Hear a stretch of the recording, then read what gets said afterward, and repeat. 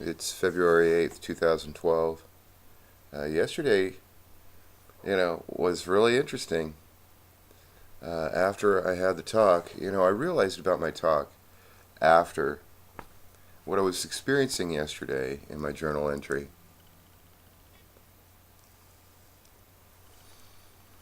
This happens to me on a regular basis where I think that there are concerns that pull me out of my focus. And after yesterday's talk, I was feeling a bit out of sorts. Yesterday's journal entry, and I was sitting in my house, and we had gotten some cool weather. But I haven't been doing my cardio as much recently, and I'm a smoker, so my circulation can be affected. And I started getting cold, and I just got up, did my workout, my physical therapy, and had a great day. Ended up having a great day, getting on the treadmill, listening to 4 hours of lecture, nearly 4 hours of lecture. Um, Taught myself something, learned something.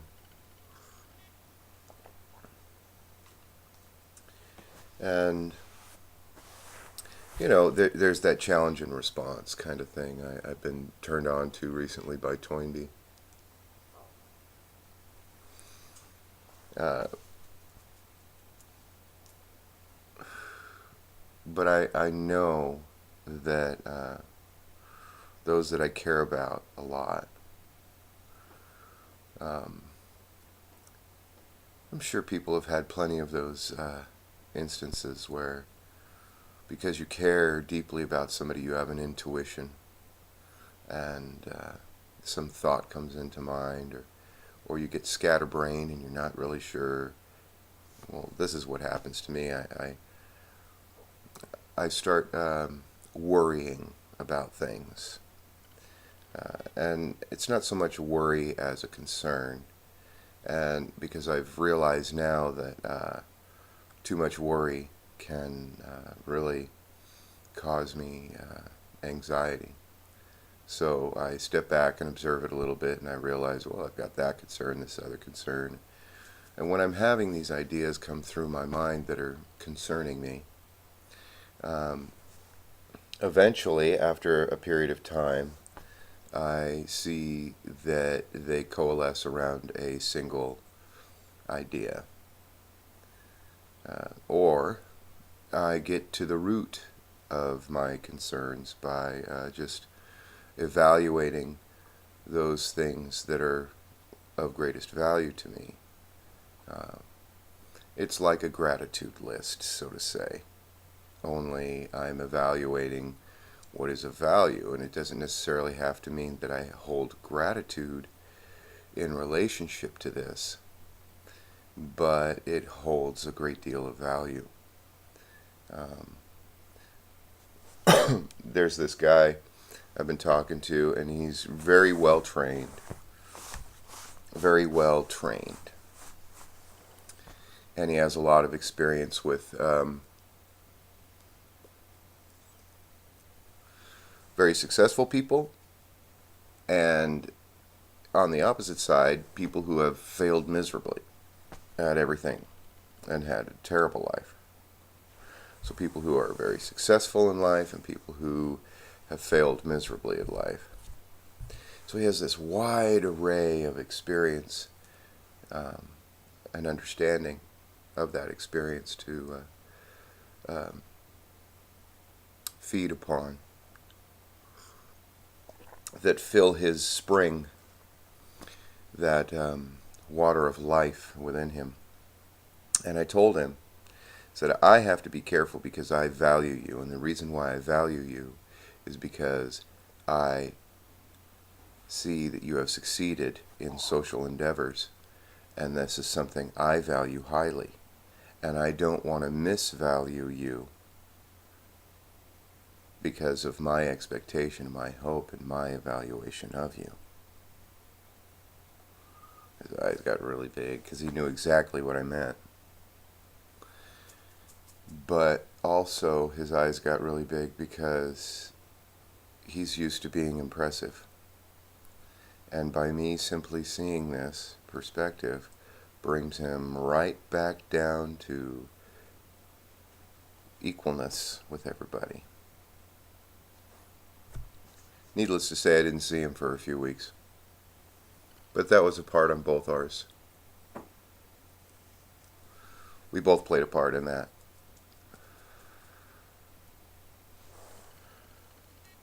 You know, men do as they do.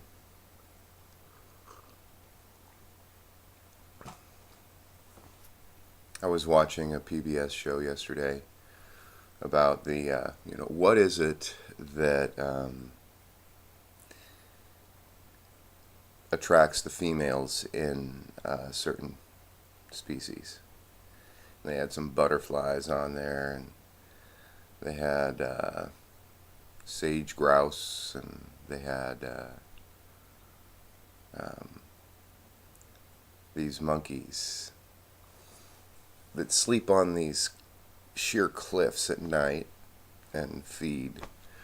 They have this feed on the plain during the day, and they have this bright red patch on their chest. It was just really interesting about the male and the female interaction and the interpretations that these scientists made, these hypotheses about virileness and aggression, and just what is it about? What is it that certain species are attracted to others? They mentioned pheromones, hormones, and ultraviolet light, being able to see certain ultraviolet things. But they also did barn swallows. And they noticed something very interesting. They realized that the dark patch on the male attracted the female, so they actually they dyed the feathers of certain males to make them darker, to attract the female. And an interesting thing happened. Those males were predisposed to having less testosterone. I think it was testosterone. I don't even know if birds have testosterone. I'm not a scientist. I'm not well educated in that.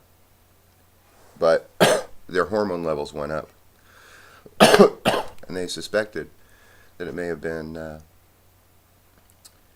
because they were challenged by other males. That challenge actually caused them to have more. But they were also making babies too. And the process of making babies also increases the testosterone. So, extend this even further. Males who need to, in the human species, who need to get on with life, be a success in life, may actually produce the situations in their lives to increase their success. So they could have more sex to increase their testosterone. It's, which came first, the chicken or the egg kind of thing.